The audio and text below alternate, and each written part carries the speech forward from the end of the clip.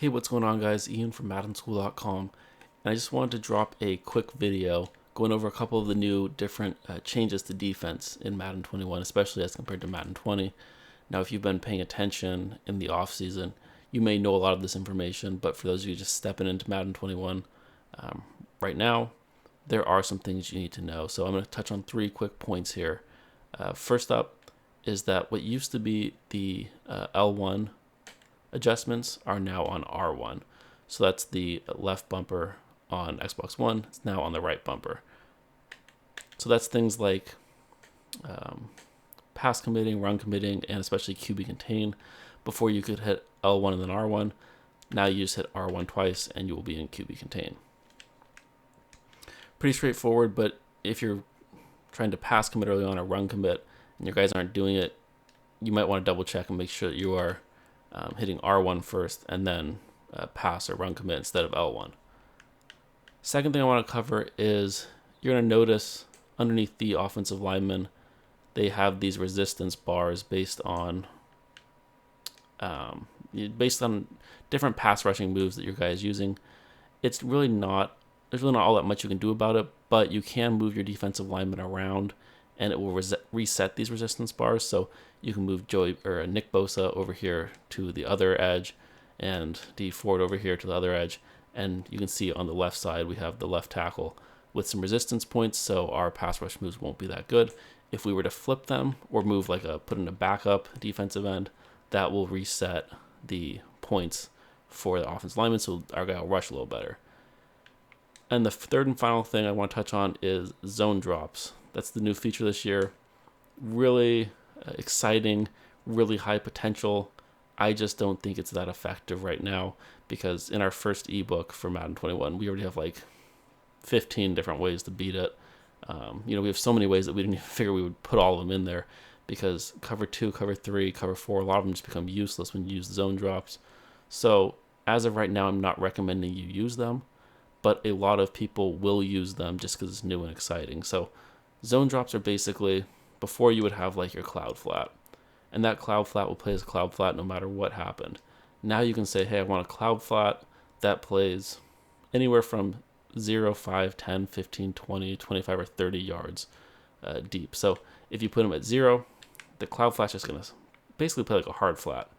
Or 5 is going to play pretty much like a hard flat as well, but you can also put him at 30, and he is going to drop all the way back here in this play. And so you can take away things, at least in theory, again, like corner routes or deep streak routes to the sideline.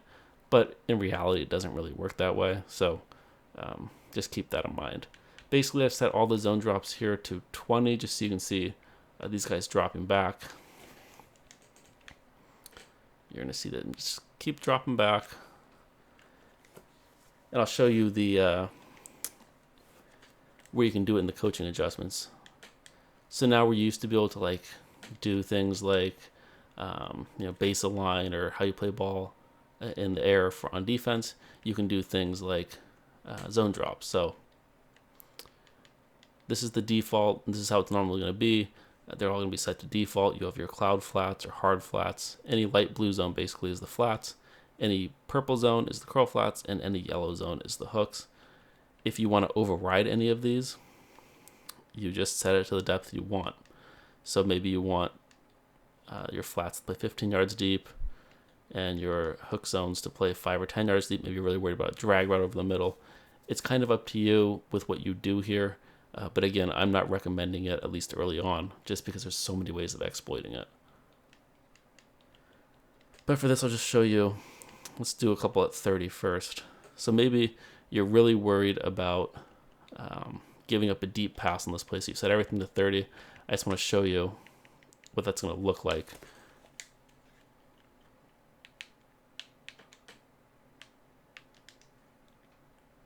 So we've set everything to 30 yards deep, and you can see that your whole defense is just going to keep dropping back and keep dropping back.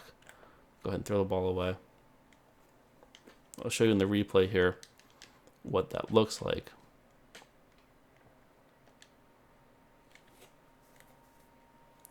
Everyone underneath is just going to keep dropping back 30 yards. So probably here all the way to the goal line, basically. You can see there's nobody on defense that is in coverage shallower than like 25 or so yards deep. And so that is kind of the goal of zone drops. You can set it whatever depth you want. It makes defensive adjustments much easier, again, in theory. Now, one thing you want to be aware of, so say that you were in your 30-yard zone drops and your opponent completed like a 25-yard pass, and so now he's in the 5-yard line. You may not now want to be in 30-yard zone drops, but he used the hurry-up offense. So now you're kind of stuck. But one thing you should know with the zone drops this year is anytime you want to just cancel it and put it back to the default, just go ahead and audible and reset the play. And that will just go ahead and cancel all the zone drops. So I did that here. And you're going to see those guys underneath kind of stay underneath now, as they should. And the zone drops don't work anymore.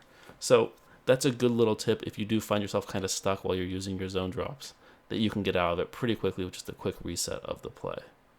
So I hope you guys learned something from this quick little Madden 21 new defensive tips type thing.